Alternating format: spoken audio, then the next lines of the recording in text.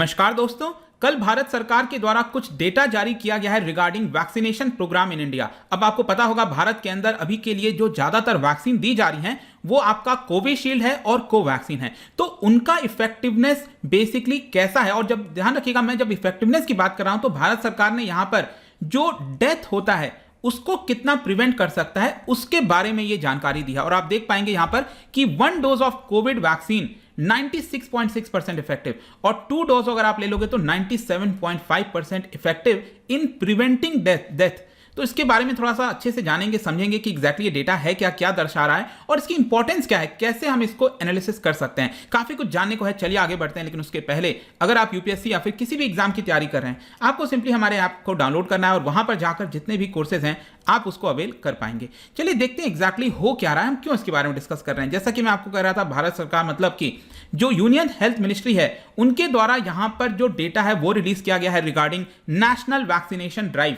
और यहां पर बताया गया है कि लगभग टोटल प्रोटेक्शन आपको मिलती है from serious disease and death.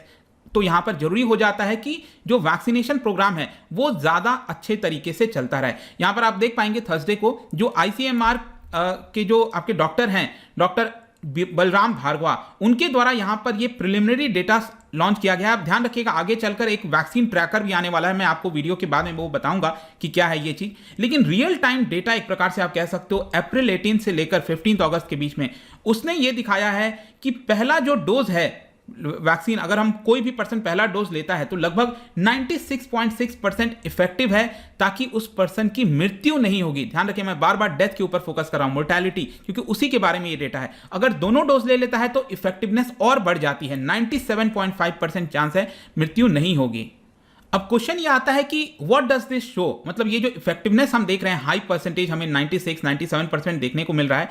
देखिए, पहला तो हमें इससे ये रीअफर्म होता है कि अडल्ट पॉपुलेशन में जो एलिजिबल अडल्ट पॉपुलेशन है और इसके साथ साथ स्पेशली वो लोग जो कोमॉर्बिडिटी से गुजर रहे हैं जैसे डायबिटीज, हाइपरटेंशन, कार्डियोवास्कुलर डिजीज, उनके लिए वैक्सीन लगवाना बहुत जरूरी है। ठीक है, तो ये डेटा उसको दर्शा रहा है, रीअफर्म कर रहा है कि जो वैक्सीनेशन है वो कहीं से भी कोई प्रॉब्लम नहीं है, आपको वो डेफिनेटली लगवाना चाहिए। It is clear. और इसके साथ साथ एक और चीज अच्छी हो जाती है कि हमारे देश में ये जो दोनों वैक्सीन लग रहे हैं, कोविशील्ड और कोवैक्सीन, ये अच्छे हैं, इसको हमें मदद मिलती है ताकि डिजीज और डेथ से हम यहां पर बच सकें।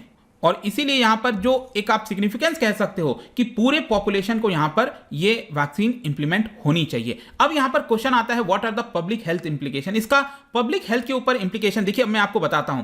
यहां पर अगर हम पब्लिक हेल्थ पर्सपेक्टिव से देखें तो ये जो डेटा है वो क्लियरली शो कर रहा है कि जितना ज्यादा हायर वैक्सीनेशन कवरेज होगा उतना कम हमारे हॉस्पिटलाइजेशन के ऊपर असर पड़ेगा। जाहिर सी बात है कि यहां पर अगर डेथ की संख्या कम होगी, जो डिजीजेस हैं बाकी उसकी संख्या कम होगी, तो हॉस्पिटल लोग कम जाएंगे और हॉस्पिटल के ऊपर जो प्रेशर पड़ रहा था वो यहां पर कम हो जाएगा। और इसकी वजह से एक फायदा ये होगा, कोविड के समय स्पेशली आपने देखा होगा जिन लोगों को कोई डिजीज हो रहा था, कोई सीवियर प्रॉब्लम हो जा रही थी, सपोज कार्डियोवास्कुलर कोई प्रॉब्लम हो गया, हार्ट सर्जरी करना है, वो लोग प्रॉब्लम में आ जाते थे कि उनका ऑपरेशन नहीं हो पाता क्योंकि कोविड का पूरा माहौल चल रहा था, कोई एडमिट करने के लिए नहीं रेडी था। तो अब क्या होगा कि हॉस्पिटल्स पर ये बर्डन कम पड़ेगा, तो जाहिर सी बात है बाकी के जो डिजीज हैं, बाकी का जो कंसर्न है हेल्थ का, उसके ऊपर हम फोकस कर पाएंगे। स्पेशली सेकेंड वेव के टाइम आप याद कीजिए, यहां पर जो अनवैक्सीनेटेड पीपल थे उनकी संख्या ज्यादा थी जो हॉस्पिटल में भर्ती हो रहे थे और ओवरवेल्म हो गया था, कुछ ज्यादा ही लोग हॉस्पिटल में हो गए थे, सड़कों पर घूम रहे थे, हॉस्पिटल के बाहर लाइन लगी थी।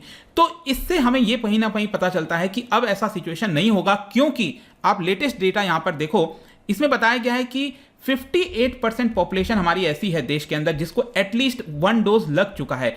18% अडल्ट पॉपुलेशन ऐसी है जिसको दोनों डोज यहां पर लग चुका है। तो अच्छी बात है, इसको फर्दर हमें इंक्रीज करने की बात है।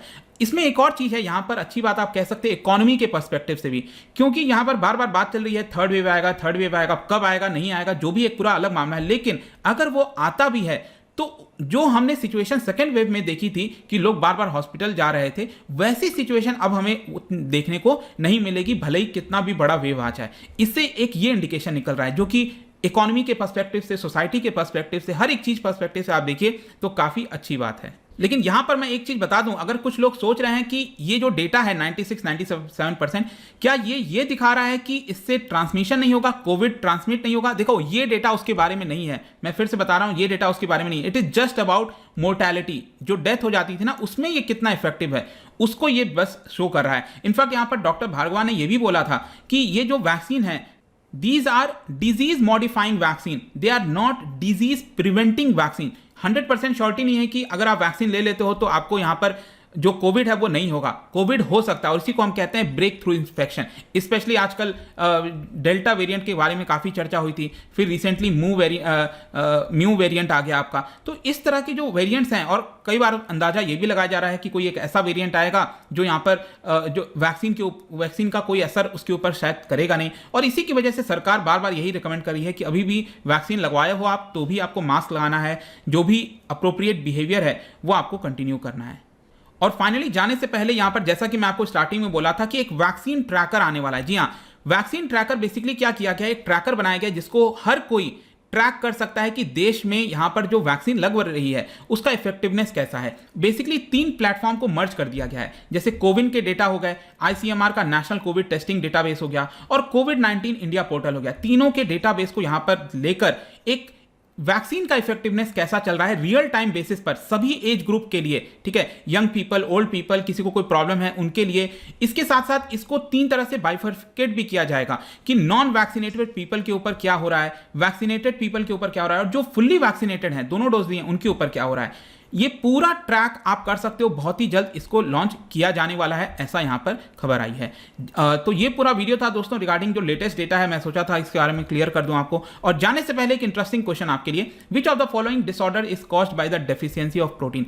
प्रोटीन की कमी की वजह से कौन सा आपको प्रॉब्लम इसमें से देखने को मिलता है, ये बताना है। इसका जो राइट आंसर है आपको पता ही है, मेरे इंस्टाग्राम पर तो मिलेगा ही। वहां पर अगर आप नहीं हो कोई बात नहीं, टेलीग्राम से भी ले सकते हैं इसका सही उत्तर। और मैं यहां पर कई सारे एमसीक्यूज डालता रहता हूं स्टोरीज के फॉर्म में, आप जाकर प्ले कर सकते हो। बाकी अगर आपको पीडीएफ चाहिए तो टेलीग्राम पर आइए, अलग अलग सोशल मीडिया पर भी आप जुड़ सकते हैं।